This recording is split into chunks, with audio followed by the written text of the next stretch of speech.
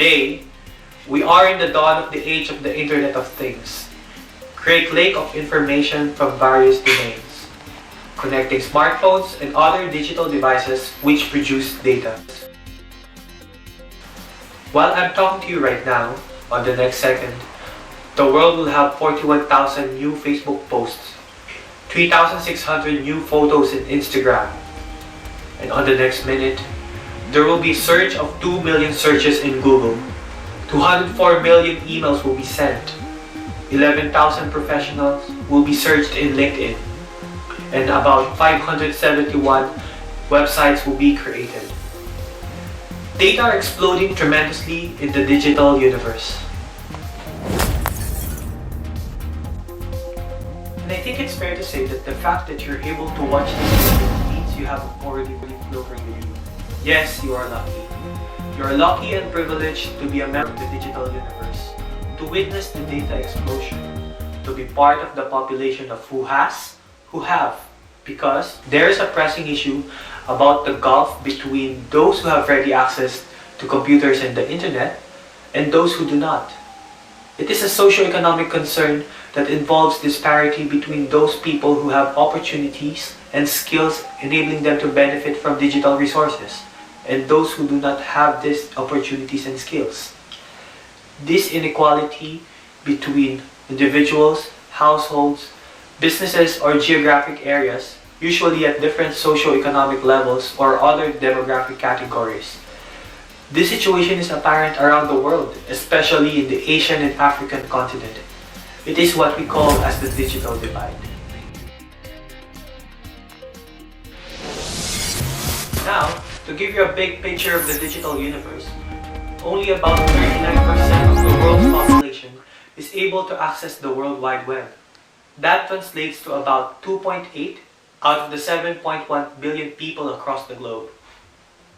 We still have a significant difference of 4.3 billion people that have yet to experience the Internet of Things. To show a clear picture of this disparity, let's compare the North American continent, where most nations have high-income economies, with Asia, where a majority of countries have low-income economies.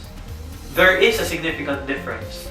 The graph shows that the percentage of those who have no internet access in Asia is more than 4 times than those in North America. That's a huge gap, considering that Asia comprises more than half of the world's population. About 2.7 billion people in Asia alone do not have access to the internet, while around the same number of people, 2.8 billion, have access.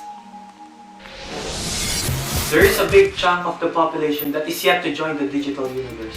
As seen in the internet now, there are still a lot of places to link up with digital data, a lot of people to experience what we currently experience as netizens, a lot of people to experience the benefits of accessing information through Wikipedia, attending online courses, getting news in near real time via online newspaper not just in the Philippines but across the globe, to be able to influence election, to get information on the latest stock, to share your thoughts in the world, to exchange ideas with our friends in the other parts of the world, get your pathological result, shop, pay a friend, check weather forecast for the next 3 days, video conferencing with your loved one, and more.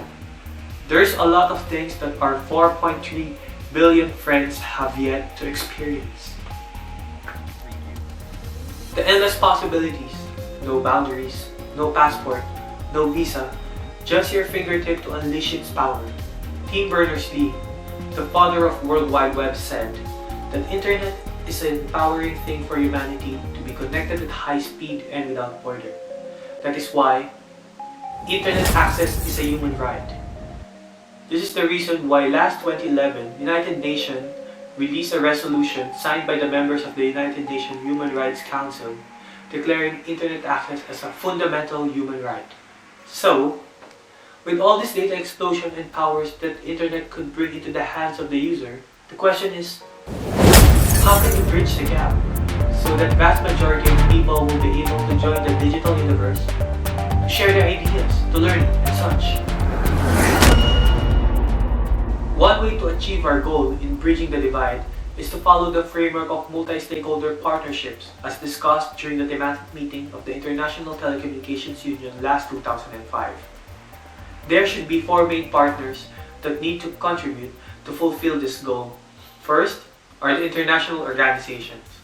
International organizations like United Nations and APEC can create initiatives like the Millennium Development Goal that create global partnership amongst member countries or create forums for policy and standards coordination. Take advantage of the ASEAN Economic Community to learn from our neighbors on how they are able to give better technology access to their citizens, and provide expertise to the least developed member countries to help them build their technological infrastructure. Government should create and enact laws and regulations which enable them to uphold the rights of its citizens to internet access and eradicate misuse of public funds, to allocate more funds to educate its citizens to become netizens, which in the long run yields higher return of investment in the economy. The private sector to organize corporate social responsibility events to bring back to the community and strengthen public relations. Be involved in the public-private partnership cooperation that will help the government to build technology infrastructure through capital injection, which will help fill in the gaps. Innovative e-projects to promote usage of ICT amongst members of the community. The civil society to empower the community through local and small initiatives, which will eventually go a long way once the three other partners realize its value. Be the voice, the watchdog, and catalyst to social needs and interests. Be the conscience of the digital divide. We need leaders across all levels of society to gradually bridge the gap, to let our 4.3 billion friends benefit from the internet, to empower them, eradicate ignorance. Let us lend our hands. Let us not make them wait any longer. Let us help them cross the bridge of digital divide.